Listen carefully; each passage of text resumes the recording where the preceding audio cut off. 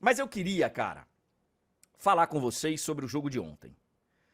Eu não sei porquê, eu tinha um feeling, como diria aquele outro, de que seria um jogo bem movimentado. Até brincamos, eu e Túlio Ligeiro.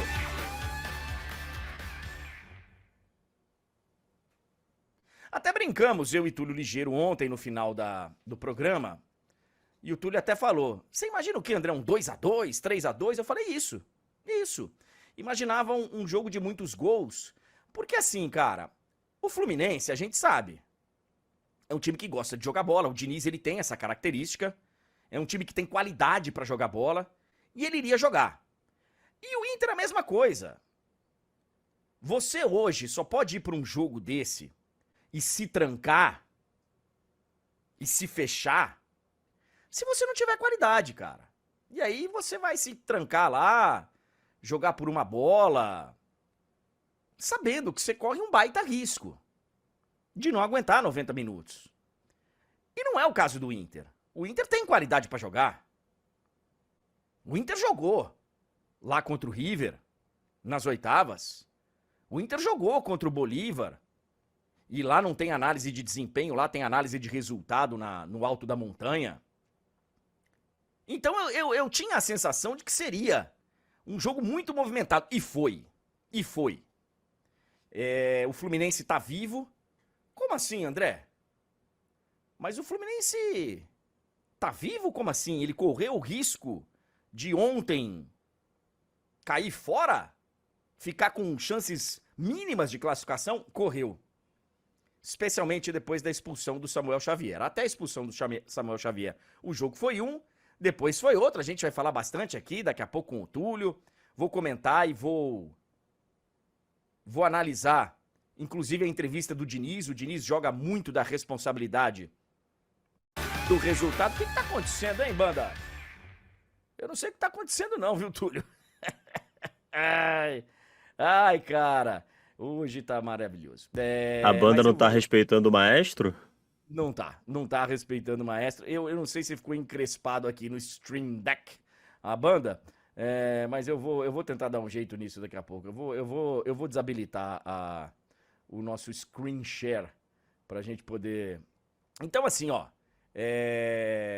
Cara, a gente. A gente viu um grande jogo de futebol ontem. E o Fluminense correu o risco, sim. Correu o risco. Eu vou comparar o resultado do Fluminense e essa história de estar vivo com o Corinthians da Sul-Americana. Porque se você analisar friamente, você pode pensar, esses times que foram jogar a primeira fora voltaram com bons resultados, porque eles empataram fora. Tô falando de Fortaleza e de Inter. E eu acho que não. Eu acho que é justamente o inverso. Os dois que se mantiveram vivos foram os que jogaram em casa. O Corinthians e o Fluminense, que jogam por um empate e pênaltis ou por uma simples vitória no jogo da volta para irem adiante para a decisão. Um da Libertadores e o outro da Sul-Americana.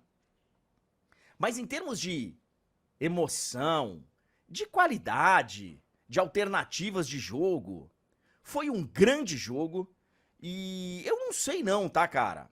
Talvez tenha sido o jogo do ano.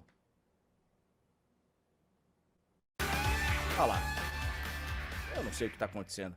Eu vou começar de novo, porque aí, de repente, ela se desanima, banda. Mas o comentário inicial era esse. Foi um jogaço de bola ontem no Maracanã. E estamos começando mais uma live. Vamos embora. Cara, primeira coisa. Gostei. Eu vi o jogo na casa de um tricolor, de um grande tricolor. Grande torcedor do Fluminense. Quando veio a escalação, ele falou assim, pô, cara, o Alexander não jogar, ele dá uma consistência ali pro meio. Mas eu gostei, velho. O Ganso jogando ali praticamente como um segundo volante, ele não vai te dar. Ele não vai te dar aquela marcação que, sabe, que você espera de um segundo volante no futebol de hoje, mas ele te dá uma qualidade de jogo, sabe, de toque de bola e tal, que é bem interessante. Então a gente tava na dúvida ontem de Ganso ou Kennedy. Jogaram os dois, pelo menos uma parte do jogo, porque depois o Diniz teve que arrumar o time, teve que organizar o time, e foi um jogo até a expulsão, depois foi outro. Sobre a expulsão do Samuel Xavier. O Diniz, depois do jogo, na entrevista coletiva, o Diniz primeiro falou uma grande bobagem. Uma grande bobagem. Porque ele falou que o VAR podia ter visto o lance. Pô, Diniz, você é um técnico de seleção brasileira, cara. Você é um técnico prateleira de cima do futebol brasileiro e eu acho, inclusive, se você tiver consistência nessa sua caminhada, e eu acho que vai ter, o desempenho na seleção brasileira vai ser importante. Não tenho gostado das convocações, mas tá no início de trabalho. Eu acho até que você tem potencial pra ser técnico no exterior, sabe? Você é técnico prateleira de cima, cara. Que história é essa de pedir um VAR num lance de cartão amarelo? Não existe isso. O VAR só pode ser chamado num lance de vermelho direto. De vermelho direto, velho. Você é técnico da seleção, porra. Ou, André, se outro jogador tivesse cometido a falta e tivesse um erro de identidade, né? Sim, Não era o caso. Essa é uma outra possibilidade que você tem de chamar o VAR. Mas expulsão é só quando o vermelho direto. Eu achei falta para amarelo. A primeira é absurda. Eu sei que tem gente reclamando que foi falta antes. Do Valência no Nino. A reclamação é essa. Do Valência no Nino. Eu acho que não, tá? Eu acho que não. Acho que não. Acho que foi... Não é faltinha que se dá em Libertadores. Não é. E o lance, o primeiro amarelo pro Samuel Xavier, é, assim, não tem nem o que conversar.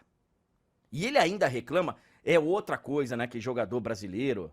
Não é só brasileiro, não. Vários jogadores falam, pô, foi a minha primeira. Não interessa, velho.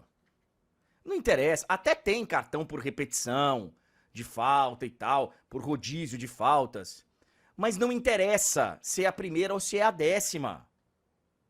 Interessa o tipo de falta que foi cometido.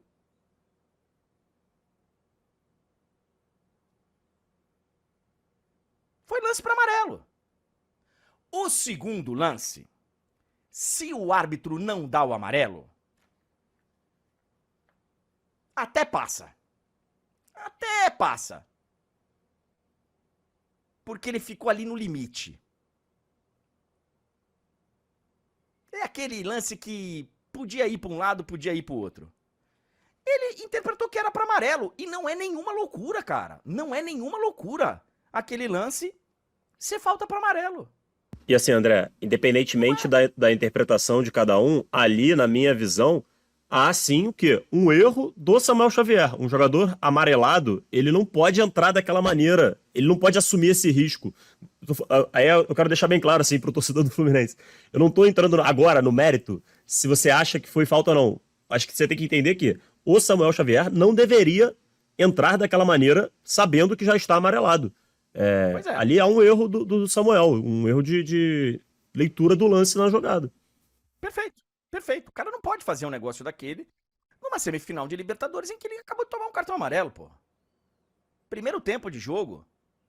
Aí vem aquela que até o Diniz discutiu meio assim com um repórter na entrevista depois do jogo, que o repórter pergunta, você não demorou pra substituir? Você não demorou pra arrumar a casa lá na lateral? Porque o gol sai por lá, né?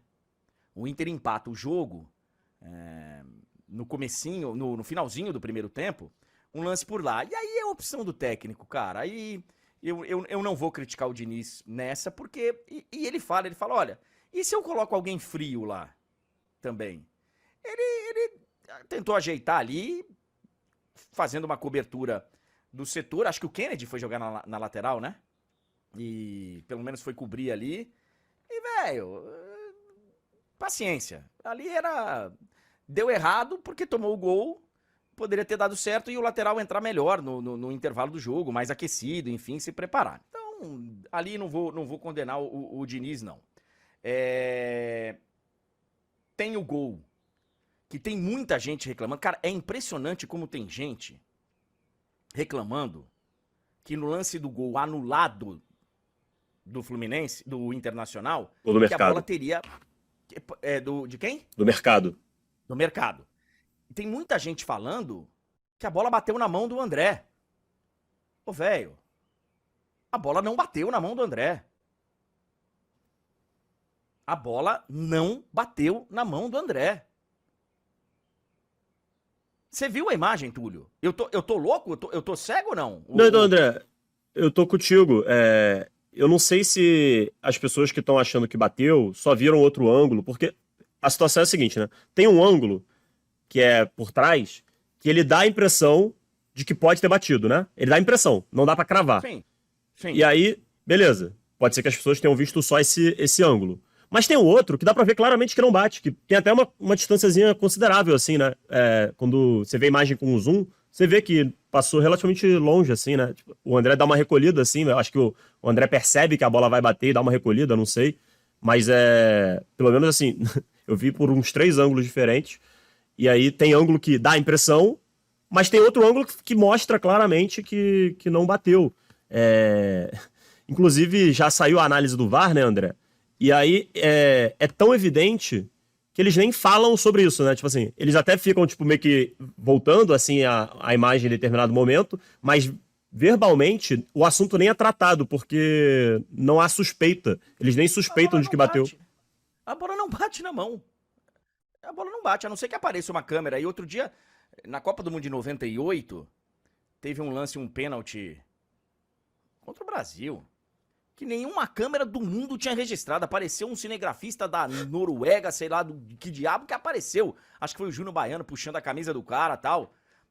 Velho, se não aparecer essa câmera aí diferente, a bola não bateu na mão do cara. Então, mas André, mas nesse caso, só se for constatado que essa imagem que a gente tá falando, que mostra claramente que não bateu, só se for constatado que, por exemplo, que por um problema de nível da imagem, de qualidade da imagem, tem ali uma perda de algum frame, de algum pixel, sei lá, porque não bate. Pelo aquele ângulo dá pra ver que não bate. Pois é, enfim. E claramente a bola bate na mão do Mercado. E aí sim. tem todas as avaliações aí, recomendações, quando é pró-ataque, bate na mão, enfim. Aí você pode discutir com a regra, mas a regra foi aplicada corretamente. Aí você discute com a regra, discute com... Mas não, né, o gol foi bem anulado. Ok. Esse negócio de ser cego, tá? De ser cego. O Bandeira do lado de cá, eu tive a sensação de que ele teria algum problema de visão quando ele demora... Ele não marca o impedimento num lance no primeiro tempo ainda, de um gol do Inter. O Valência tá muito na frente. O cara tá 30 metros na frente do outro, velho. E o Bandeira não marcou. Aí é o tipo os caras estão fazendo o VAR uma muleta. Sabe, é um negócio impressionante, cara. O cara tem tanto medo de errar, André, que ele fala assim, vou deixar seguir aqui porque errado não vai estar. E aí, André, numa dessa, a gente nunca sabe, né? Numa dessas, às vezes, ocorre uma lesão, tem um problema mais sério. Então, assim, lance claríssimo desse, o Bandeira tem que dar na hora.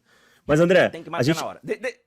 Fala. Não, pode seguir, que eu ia só falar pra gente falar do jogo. Porque, cara, eu acho um saco ficar falando de arbitragem quando você tem um jogaço na sua frente, sabe? Eu entendo que você tá correto, a gente tem que falar, mas você tá comigo nessa? Foi um jogo muito bom, cara. Eu entendo que teve reclamação de um lado, teve reclamação do outro, mas, cara, o jogo, que eu acho que é o principal, acaba às vezes ficando em segundo plano, porque, caraca, porque os dois lados estão reclamando e, cara... Assim, ó, eu acho que o árbitro, tem muita gente falando, por exemplo, que o Inter faz o gol já depois do tempo prometido de acréscimo. Eu acho que é um erro do árbitro. Eu acho que o árbitro... Assim, eu aprendi isso cedo.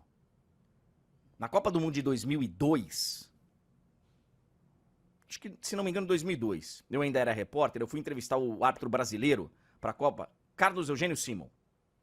E a gente estava falando de acréscimos. O acréscimo, o árbitro fala quanto ele vai dar de acréscimo para se proteger. Ele já avisa que é para não ter suspeita. Ele já avisa, olha, eu vou dar tantos minutos de acréscimo. Depois não fala que eu tô empurrando o jogo até alguém fazer o gol, até... Eu vou dar X minutos de acréscimo. Eu acho que 3 minutos... Acho que ele falou que daria 3, né? Isso. Eu acho que era pouco. Mas depois que ele anuncia que vai dar 3 minutos, dá os 3 minutos, meu jovem. Dá os 3 minutos. É uma das razões que eu faço a crítica ao Diniz hoje aqui, porque o Diniz fala que a arbitragem estragou o jogo e tal. A arbitragem, cara, ela foi contestada, e vou falar só mais um lance de dúvida. O Cano, dependendo do árbitro, o Cano poderia ter recebido o cartão vermelho. E não daria pra reclamar. Não daria pra você chegar e falar, nossa, que escândalo. Não daria. Eu acho que foi pra amarelo, mas... Pois é, mas assim, mas tem árbitro que ia dar o vermelho. Sim. Porque eu acho, a minha sensação, eu não tenho como falar da certeza, mas a minha sensação é de que o Cano percebe que ele tá pisando na canela do outro cara. E aí ele dá uma forçadinha. Mas é um lance que poderia ter acontecido. Sim. Teve, né? Então assim, Vamos lá. Foi um baita jogo. Um ponto, André. Você estava falando ali do início da partida e tal. Logo no início, o Rocher fez uma grande defesa, o Fábio fez uma grande defesa. Inclusive, a defesa, essa grande defesa do Fábio, praticamente assim, na sequência ali, né? A bola volta pro Inter, aí o René faz a primeira bobagem dele no jogo. O Fluminense, a defesa do Fábio foi importantíssima ali, até mesmo pra. Se você pensa na sequência das jogadas pro gol, né? O primeiro gol do jogo. E aí, você estava falando das escalações, da postura dos times. Cara, eu acho que os dois times entraram com uma postura muito interessante. O Fluminense com a ousadia do Diniz ali, que você pode até contestar, e eu acho que super justo isso, mas acho que a ousadia do Diniz foi positiva. Mas do Kudê também. O Inter estava muito disposto a jogar, jogando muito bem, tentando utilizar demais a velocidade do Valencia ali e dando muito certo algumas vezes. As duas equipes conseguindo aproveitar erros dos outros lados, né? E aí fica, eu acho que o ponto negativo, né? As duas equipes estavam errando bastante ali. O Fluminense dá uma bobeira ou outra na saída de bola, o Inter também dá. Mas a postura... Aliás, o Felipe Melo muito mal ontem, hein? Aham. Muito mal o Felipe Melo ontem, e ele admitiu depois da partida, tecnicamente eu estive muito abaixo, muito abaixo. E o problema, na minha visão, foi...